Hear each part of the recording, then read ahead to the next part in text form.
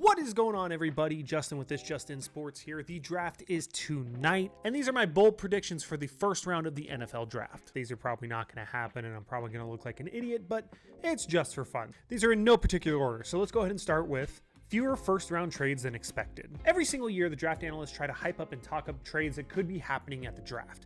Granted, I think this is just a ploy to basically get us to tune in because anything can happen, you know what I mean? It's just like the game.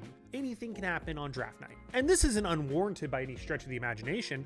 There are a lot of teams with multiple first-round picks this year, a lot of teams that like to trade back, so it's not really far-fetched to say a lot of teams could be on the move on draft night. I just don't think there are going to be as many first-round trades as being projected, just because it seems like every single mock draft you see trade, and it just seems like it's going to be an exhausting night if every single team's trading, and I just don't think that's very realistic. So I'm saying 2 to 4 at most. Titans pass on Love, choose one of the top defenders to build Saleh's defense around. Robert Saleh, the new head coach of the Tennessee Titans, is a respected defensive mind.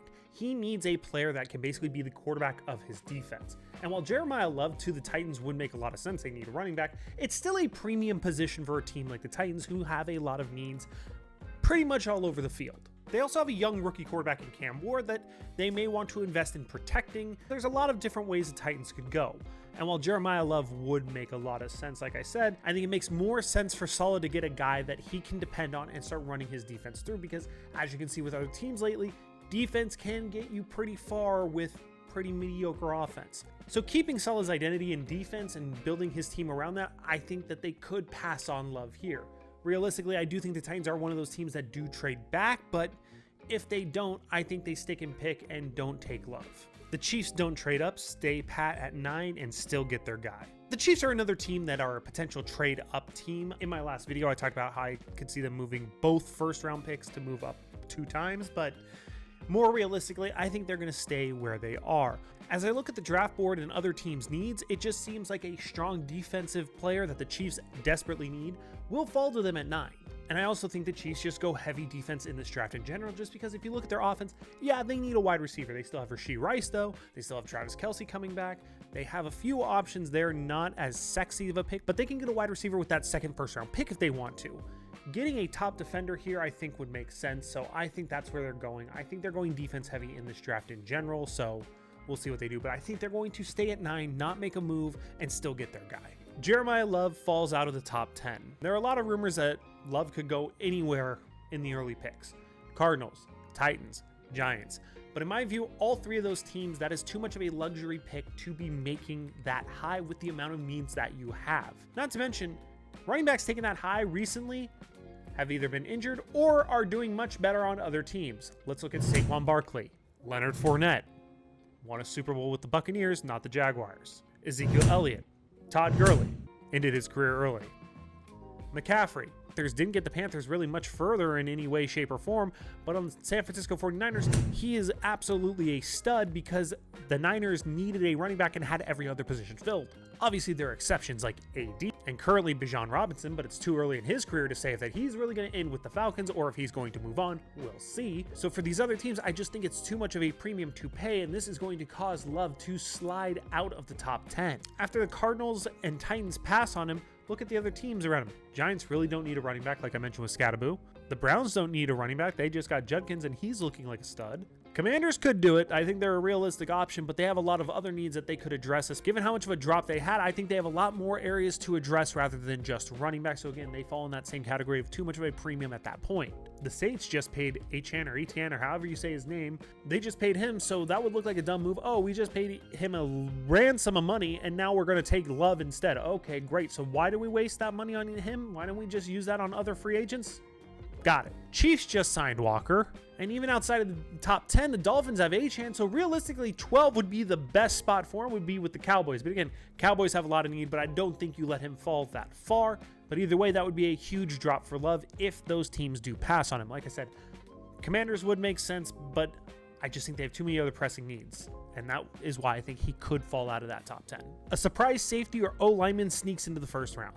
A lot of rumors in the late 20s are teams are looking to trade back. Teams like the Texans, who famously do make a lot of trades on draft night, are possibly looking to trade back. This is for teams like the Jets, the Cards, or even the Raiders at this point to move back into the first round and get a option of a fifth-year option down the road with a guy that they can get in the end of the first round. I think this is a prime situation where one of these prospects who had a great combine, great pro days, sneaks into the first round and is completely unexpected. It almost happens every single year. Players like Emmanuel McNeil-Warren out of Toledo, Emmanuel Pregnon out of Oregon, because they had these strong combine performances and they have good measurables as well, that they are going to sneak back into the first round. Players like that, outside of the first round, but sneak into that first round anyway.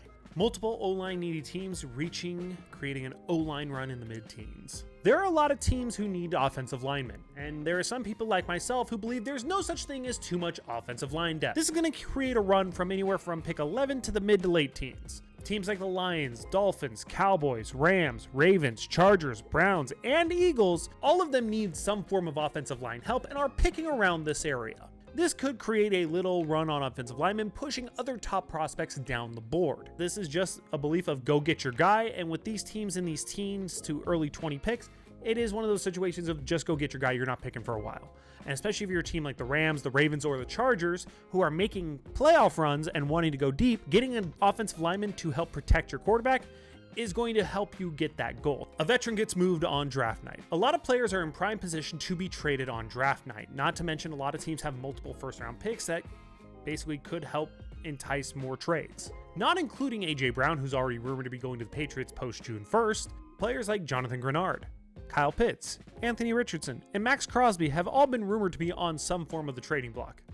Or, traded and then rescinded, because that's not going to be awkward. And speaking of that, Crosby is the most interesting to me because as the Raiders, I don't know how you rebuild that relationship. Yes, you go it's just business route, but I just think the damage is done and that they need to move on from Crosby sooner rather than later, and I think the draft is a perfect opportunity to do that. He failed the physical, which is not great, but I'm sure a few teams are willing to overlook that and take a chance on a player of his elite caliber. Richardson didn't attend voluntary workouts, which they're voluntary, but when you're coming in as the number 4 overall pick and replaced by Daniel Jones, you may want to show up to those. So I think there could be a veteran on the move. Like I said, most likely to me is Crosby getting out of there, or Grenard, somebody like that who's in a weird contract situation. So that's what I'm keeping my eye on. Ty Simpson falls out of the first round. Ty has the talent to be an NFL quarterback. There's no question about it. The only thing scaring teams off of him is his experience at the college level. He only started 1 year out of Alabama, and they're saying that he was probably playing hurt most likely. But the problem is not a lot of teams need quarterback outside of the Raiders, who are getting Fernando Mendoza most likely. Outside of the Cards, the Jets, the Steelers, and the Dolphins, every team pretty much has their guy for at least the next 2 years. And with that said, none of these teams need to spend premium draft capital like a first round pick on a guy like Simpson, who is considered somewhat of a project or a guy that you need to have sit behind a veteran. Teams like the Cardinals don't have that luxury because they basically have Jacoby Brissett, who's threatening to not even play himself. So you're not going to get very much out of that. Not to mention, they don't have to spend this draft capital because next year's quarterback class is supposed to be even better with players like Dante Moore, Arch Manning, Tyler Sayan, just to list the projected guys, not even mentioning the guys who start coming out of nowhere mid-season in college who could project to be first-round picks. That is probably going to happen next year. So these teams who need quarterback don't need to waste a first-round pick. They can get blue-chip talent and basically get a better quarterback next year than what Ty Simpson would be under them, in my opinion. Not to mention, the teams outside of the Steelers are not making the playoffs. So why even waste a first-round pick on a developmental quarterback who's going to take time to develop rather than just getting the best player available, sucking next year, biting that bullet, and then getting a top quarterback next year? Because that's basically what's going to happen. I'm not saying you need to be the number 1 overall pick, but with the amount of quarterbacks that are projected next year, you just need to be somewhere in the top 5, I think, and you'll get one of them. The Steelers, on the other hand, why I think they're going to pass on Ty Simpson is they still have the hope of Aaron Rodgers coming back. I think they basically know what Aaron's decision is going to be, so draft night is going to be very telling. If they do take Ty Simpson with that 21st pick, it will be pretty telling. My gut is that Aaron Rodgers is going to come back, and I think the Steelers know that, so I think that's why they're going to pass on him. However, Jets in Ty Simpson's slide in the second round. The Jets have 2 first-round picks in this year's draft with 2 and 16. A bit too high for Simpson, if you ask me. I just think that's way too high for him. If the Steelers do pass on Ty Simpson and the Cardinals don't trade back into the first round, hoping they can get him, with the second pick in the second, I think the Jets swoop in, get him with the number 1 pick of day 2, and have him learn behind Geno Smith for a year. Because Geno's not the best player. He's got a great football mind. There's a reason he's been in the league as long as he has, so he'd be a great person to learn from before taking over next year. So I think that would be a good situation and a justifiable one as well, because if the Jets are just terrible and they do have the number 1 overall pick and they go for a Dante Moore, Arch Manning, saying whoever the number 1 quarterback is, you can justify that. I just think in the second round, the Jets would make a lot more sense, and I think it would be a good situation for Ty Simpson overall and potentially help him develop in his career outside of it, being the Jets, and they haven't developed a quarterback, like ever. Okay, Sanchez. I'll give you Sanchez. Since Mark Sanchez. You really haven't developed a quarterback since Mark Sanchez. And that's my list, guys, for the first round. What do you think? Let me know down in the comments section down below. Which one do you think is going to come true? Or if you're watching this in the future, which one did I nail? Which one did I get completely off wrong? Let me know down in the comments down below. Make sure you leave a like, comment, and subscribe to this channel. It really does help me out here. Sports is kind of a niche on YouTube. Bigger channels get all the views, so doing all that really does help me grow here, helps me improve the channel. I also have a channel called This Just In Cards where I am collecting sports cards as well as some other things. Starting to get back into that hobby ever since I was a kid, so it's been a while, but I'm starting a new collection, so follow me there if you want to follow me on that journey. And until the next one, have a good one.